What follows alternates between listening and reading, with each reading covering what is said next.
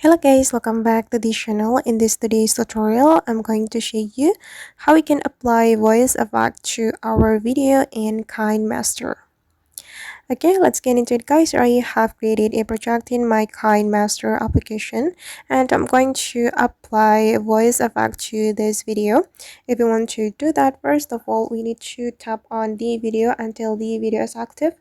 As you can see by the outline that the video is active now, and we're going to go to this menu.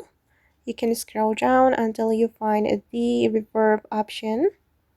Keep scrolling down until you find it, this one guys.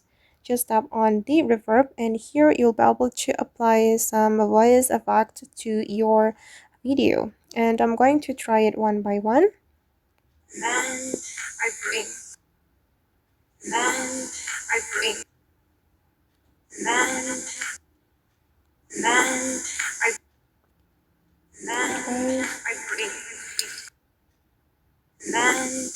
bring, yeah, I think I'm gonna go with this eco room. And this is how it sounds.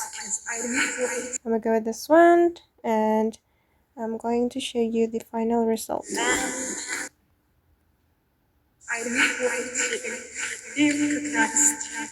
Okay.